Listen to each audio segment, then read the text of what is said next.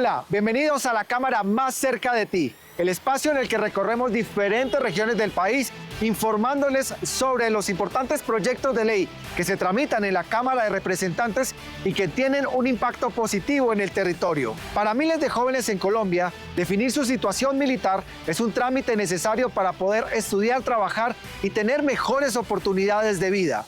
En el capítulo de hoy, veremos cómo un proyecto de ley tramitado en la Cámara de Representantes permite a la población transgénero acceder a la libreta militar sin discriminación e igualdad en el proceso. Sean ustedes bienvenidos.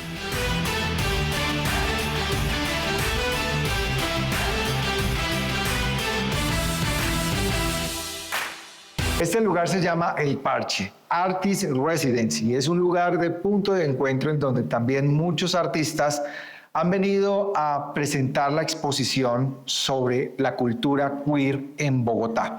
Y me encuentro con Manu Mojito, a quien me da un gusto saludarlo. Manu, ¿cómo te encuentras? Bien. Bienvenido a la cámara más cerca de ti. Estamos viendo una de las exposiciones que en este momento los ciudadanos pueden venir a visitar. ¿De qué se trata?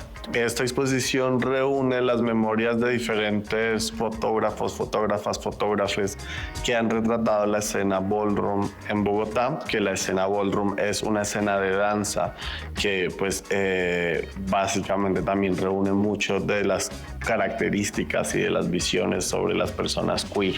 Entonces tiene mucho que ver un poquito allí como con lo que mencionabas, pero básicamente esta exposición reúne son sus memorias. Y en Bogotá, ¿cuáles son esos escenarios donde la gente ve estos espectáculos también de ballroom? Y veo también Vogue, ¿no? En esto. Ballroom es parte o es como todo este espacio que reúne esa danza que se conoce como el Vogue.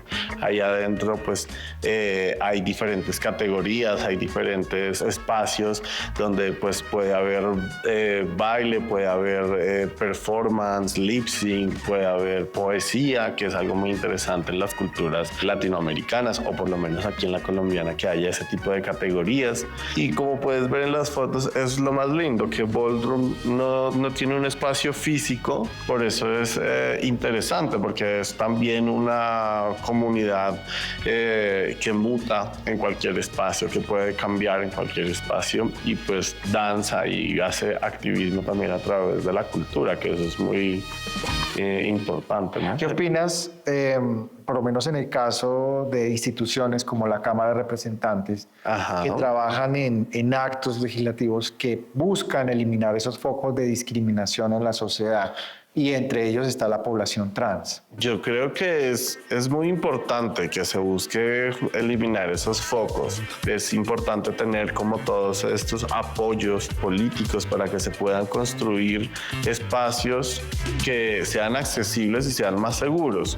Pero también que desde esa creación de esos espacios se empiece a entender justamente las necesidades de cada una de las personas, ya sea trans, ya sean personas no binarias, ya sean mujeres, ya sean personas negras, ¿no? Como que también empiecen a entenderse un poco cuáles son esas necesidades o puntualmente esos beneficios que se necesitan transformar también para tener una vida digna.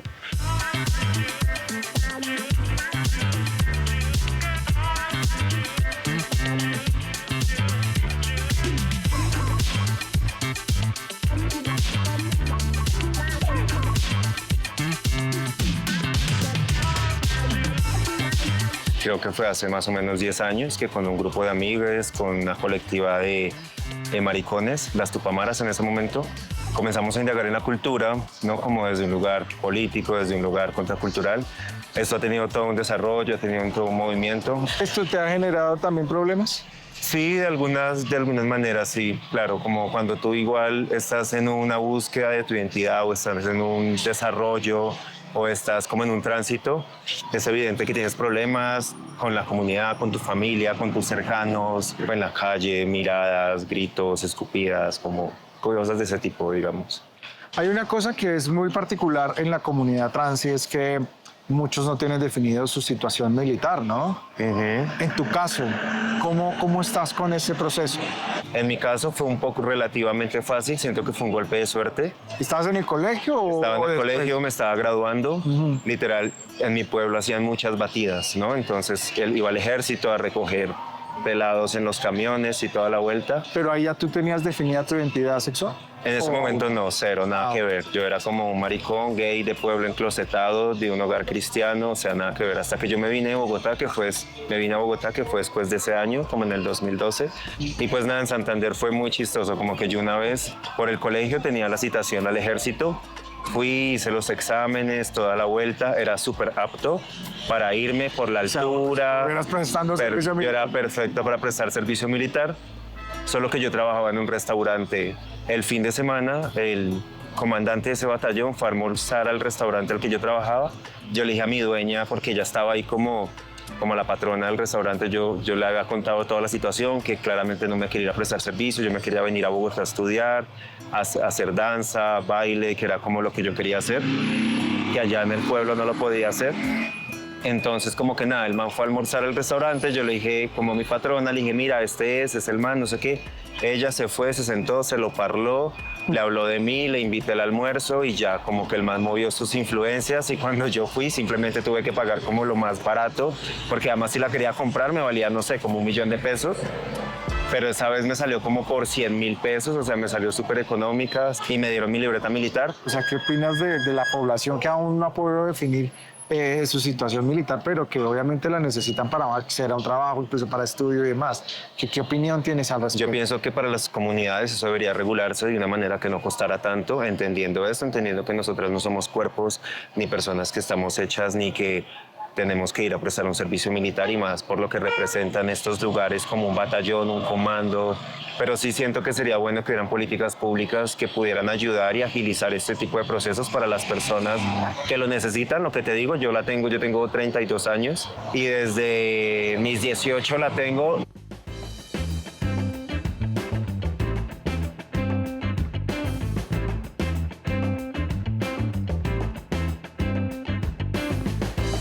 Hola Agustín, gracias por estar en la cámara más cerca de ti. Me gustaría saber un poco acerca de tu vida, cómo te defines actualmente. Bueno, yo me defino como un hombre trans, queer, no binario.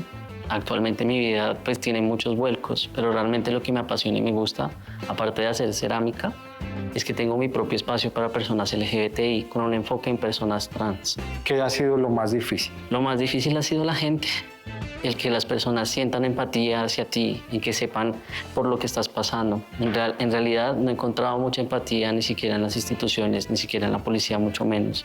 Pero he encontrado apaño en mi familia, en mis amigos y en mi madre. ¿Has sido discriminado?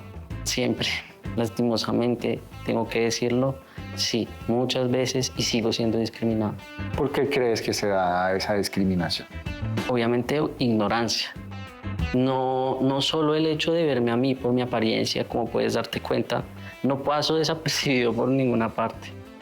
Pero entonces las personas al creer que como me veo, actúo, piensan que soy violento, piensan que soy agresivo, piensan que les voy a hablar mal.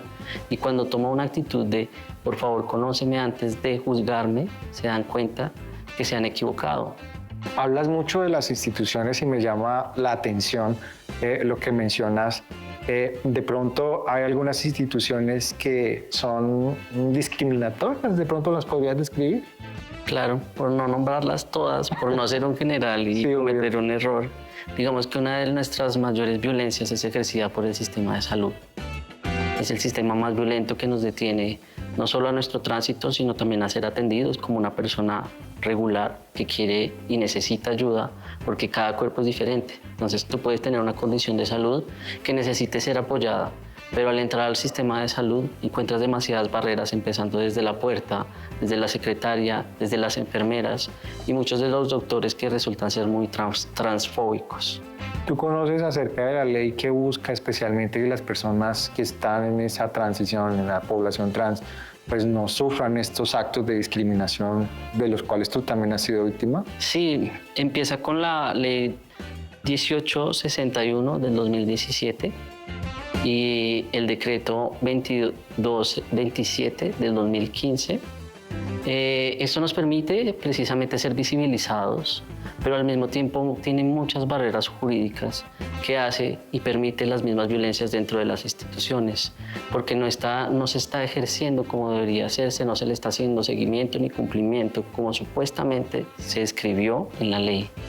En todo este proceso que has llevado a cabo, tu mamá ha sido una persona fundamental. ¿Cómo la describes en el marco de todo lo que se ha hecho? Uy, mi madre es una mujer increíblemente fuerte, se ha levantado por medio de un mundo de hombres y ha hecho hacer valer su palabra. Eso es una cosa increíble. Su historia de vida ha sido de pura fuerza, de pura estrategia, de venga, yo no me voy a dejar menospreciar por un hombre porque yo también puedo.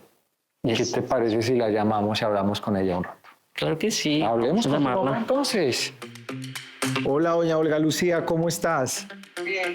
Bueno, estamos acá hablando con tu hijo Agustín. Me han hablado maravillas de ti, Olga, y quería preguntarte cómo te vinculas en la defensa de los derechos de la población LGBTIQ+.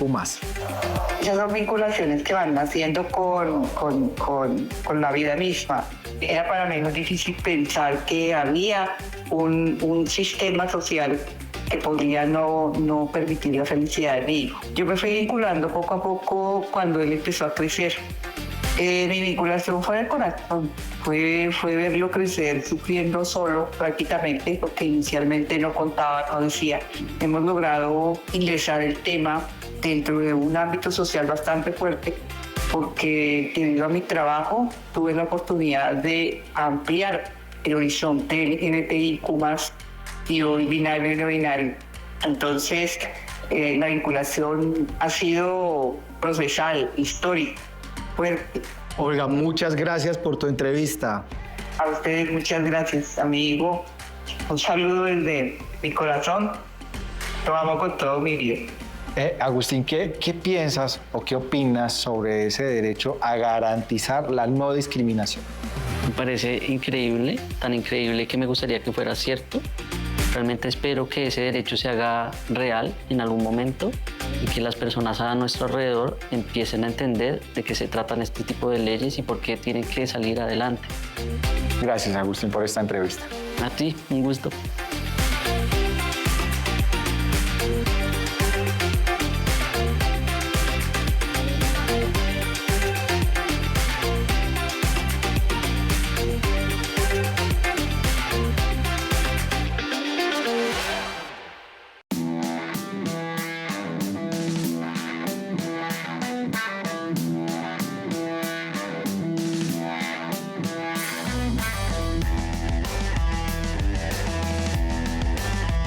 La ley que regula la situación militar para personas transgénero establece condiciones claras para que puedan tramitar el documento con la garantía de que no exista discriminación y también puedan acceder a este proceso de una manera fácil.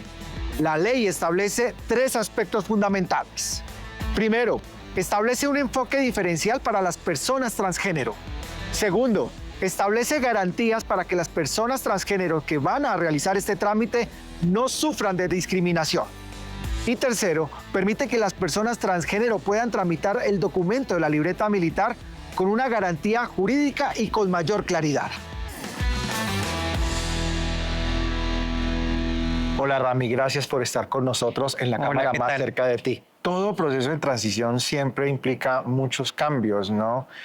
¿Cómo fue concebido todos estos cambios, por lo menos para el caso de tu contexto familiar? ¿Cómo lo asumió tu familia? Sí, propiamente mi escenario familiar, pues ha sido un escenario bastante machista. Ha sido un escenario, pues, donde mi padre también venidero como del campo, venidero como de también algunas labores, pues, también como muy ligadas al hombre, ligadas como justamente como a todo ese tema del patriarcado, pues bueno, también con mis hermanos, con mi madre, incluso pues en esa sociedad creo que finalmente eso es algo que también se encuna en la sociedad y pues trastoca a nuestras familias, entonces claro que es un tema bastante denso y el rechazo existe siempre. Rami, ¿en algún momento te han pedido la libreta militar en la calle? Sí. ¿Cómo ha sido ese instante? Uy, creo que ha sido también una de las experiencias más tenaces en las que uno se encuentra y justamente uno como persona disidente de género y del sexo, porque entonces creo que En su esencia y en lo más estructural, pues todo este tema de las fuerzas militares y del ejército colombiano es una institución extremadamente machista. Creo que la mayoría de veces en que me he encontrado con un militar en la calle y me han pedido la libreta militar han sido bastante violentos, han sido personas que con su lenguaje, con sus formas de hablar, con sus formas de mostrarse rígidos frente a, no sé, a los hombres, frente a la heteronorma, como pueden su trabajo con lo que deben cumplir, creo que son bastante violentos. ¿Tú crees que es importante, por lo menos en el caso de las personas trans o que están en momento de transición también, que puedan definir su situación militar? Pues yo creo que, como decía también, todo esto es un tema estructural clarísimo que pues uno está casi que obligado como a definir este tema de la situación militar, a prestar un servicio militar, pues para sostener estas bases también de las fuerzas militares y las fuerzas represivas del Estado que mayormente en esto se convierten. Y entonces como que yo creo que pues lastimosamente nos corresponde y tenemos la obligación de tratar de definir esta situación militar. Rami, pues actualmente hay una ley que busca que no exista una mayor discriminación a la población trans. ¿Cómo consideras tú que esa ley sea aplicable en un contexto como Colombia, donde todavía existe mucho machismo? Esta ley creo que es un avance también en tema de derechos para las personas disidentes del género y del sexo, ¿no? He escuchado por ahí que esta ley lleva pues como ya aprobada hace alrededor de 10 años, pero pues que nunca realmente se ha ejecutado. Entonces, pues bueno, ojalá se aplicara para que pues estos temas de discriminación hacia nosotros pues como que no sigan incidiendo.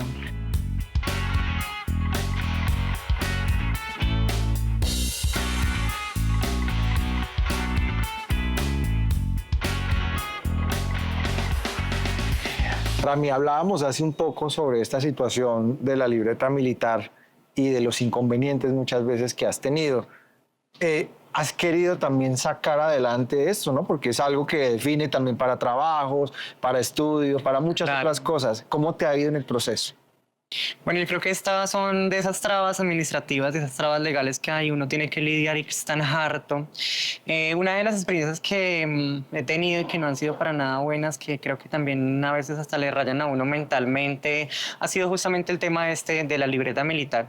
En lo particular, hace alrededor creo que un año atrás, un año y medio, casi 2 años, es aproximado, traté y bueno, tuve como la oportunidad de ingresar a uno de los trabajos formales, pues también en una entidad del Estado.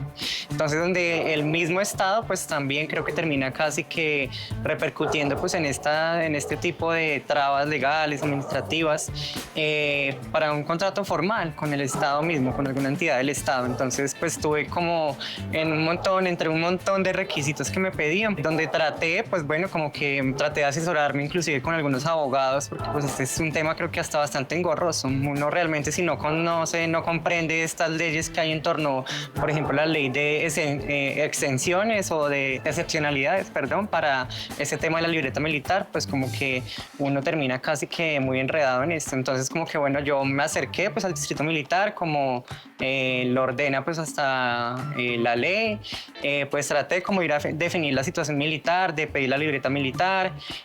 Me decían que si cumplía alguna de las exenciones que hay como en la ley 1871, creo que es la ley, pues que podía acceder mucho más fácil a la libreta militar. Desafortunadamente creo que en ese momento no cumplía con alguna de esos requisitos. Me ocurrió entonces que bueno, que pues me faltaba alrededor como de 1 o 2 meses para poder cumplir los 24 años, pero a la par entonces como que quizás cumplía otra de los requisitos para esas exenciones, y era como el tema de que pues también soy una persona cuidadora de una persona pues de situación de enfermedad o de adulto mayor también. Entonces como que no se sabían cuál de los requisitos podía cumplir. Entonces como que me decían inclusive pues los mismos personas encargadas de ese trámite allí en el distrito militar, como que pues era mejor que esperara como que cumpliera los 24 años. El caso fue que eso fue una traba, casi no me dan el trabajo. Entonces creo que fue como lo más tenaz del caso, porque era como, por favor, vaya y defina su situación militar, necesitamos un certificado que diga que usted al menos está definiendo la situación militar. Pero fue tenaz porque realmente tampoco me decían como que no, pues aquí realmente no vemos que podamos hacer gran cosa, como que trate de definir la situación militar, espérese el tiempo. Finalmente, entre esos trámites tan hartos, pues como que lo que se dio fue que pues por ahí en la página como el mismo de la situación militar, de la libreta militar, pues como que puedes cargar algún certificado que como que ya medianamente pues me permitió como cumplir ciertamente con ese requisito que me pedía el trabajo y pues afortunadamente no lo perdí, pero pues en caso tal de que no hubiera podido definir de otra forma eso, pues tristemente no pudiese ser contratado y creo que al día de hoy sigue siendo una situación pues bastante complicada. Rami, ¿tú crees que con esta ley que facilita el trámite militar, el trámite de la libreta militar para las personas trans, se va a dejar de tener esta situación tan engorrosa para esta población que necesita también definir su situación militar? Yo realmente esperaría que esta ley realmente sea aplicable, creo, y pues realmente digo como que ojalá las leyes realmente cumplieran su función esencial y que pues sea como no ir en vulneración de los derechos, sino que por el contrario pues realmente reivindicarlos.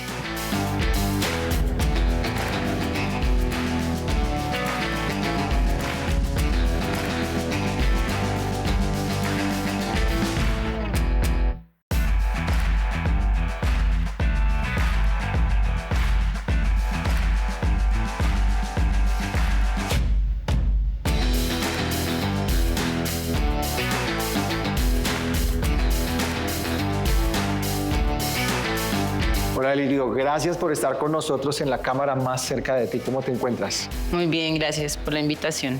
¿Esta transición en la que estás te ha generado en algún momento inconvenientes con las autoridades?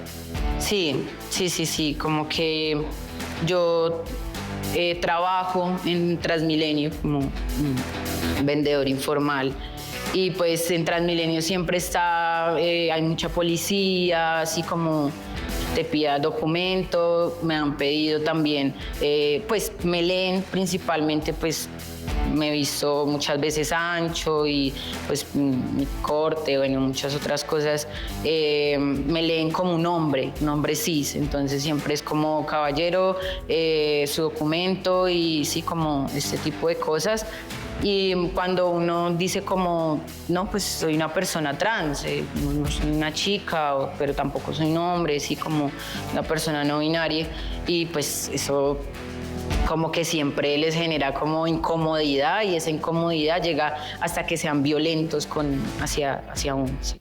De acuerdo a cómo te ven, por supuesto, ¿te han pedido la libreta militar en algún momento? ¿Cómo ha sido esa experiencia? Cuéntame. Pues recuerdo, me ha pasado 2 veces que me han pedido la libreta. Una que fue la más violenta de todas fue una vez que yo tenía como unos 19 años en ese momento. Estaba trabajando en Transmilenio, salía a comer algo y justamente estaban pidiendo como estos papeles y eso. Yo la verdad en ese momento pues yo no sabía qué estaba pasando. Yo Claro, era como algo novedoso para ti. Sí, como esto es lo que le pasa por lo general Sí. a los hombres. Y yo Sí. como ok, entonces me piden como tal la libreta, yo les digo, no, pues yo soy una persona trans, entonces se empiezan a reír, ¿no? ¿Qué mensaje le darías a todas las personas que te están viendo justamente en esas causas y luchas que has venido liderando junto con tus compañeros de apañe? Nada, pues que es importante que tengamos en cuenta también y que seamos conscientes de que las personas trans existimos y resistimos todos los días, que ser una persona trans, que ser una identidad no binaria, que ser una marica, que ser una trabajadora sexual, que eso no es ser una mala persona, ¿sí? Que dejemos también de asumir por cómo se ven las personas, por cómo también nos identificamos que somos seres malos y como que empecemos también a abrirnos a la posibilidad de conocernos, de hablar. Tenemos que tener eso en cuenta y que hay que apañar y que hay que amar y hay que acobijar también estas otras identidades. Natalie es una chica trans que resolvió su proceso de libreta militar desde muy joven, incluso antes de que sus papás supieran el proceso de transición por el que ha pasado durante todos estos años. ¿Qué ha sido lo más complicado y en qué momento te diste cuenta que eras una mujer en el cuerpo de un hombre? Lo más fuerte, la familia. Mi papá, mi familia, todos se me alejaron, se rompió la cadena de comunicación, de amor. Me fui de casa, conseguí mi salón de belleza, comencé mi independencia. y te fuiste de la casa y en ese momento ya tenías resuelto el tema de tu libreta militar, de tu situación militar. Sí, porque en ¿Cómo fue? ese tiempo no era delito, pero el que tenía plata pagaba. Y movió mafia, movió palanca, en ese tiempo la rosca, y pues me compró la libreta militar. Pero no sabiendo que a los 20 años ese chico se iba a volver en esta chica. Sí, me siento feliz. Sí, yo digo que la libreta militar es importante. Que de pronto va a trabajarle a una empresa, siempre van a pedir eso. Y por ser como somos, nos discriminan. Entonces, no, es un derecho que otras tenemos, o nosotros tenemos, para el trabajo, porque ahorita es para el trabajo, no tanto es para yo lucirla, si es necesario. Que no le nieguen el trabajo, porque eso es negar el trabajo, amor. En el capítulo de hoy vimos cómo la garantía de los derechos también ayuda a construir ciudadanía. Si usted quiere saber todo lo que se tramita en la Cámara de Representantes, no dude en ver la Cámara más cerca de ti a través de nuestros canales institucionales. Gracias por habernos acompañado en este capítulo. Nos veremos en una próxima ocasión. Hasta entonces, chao.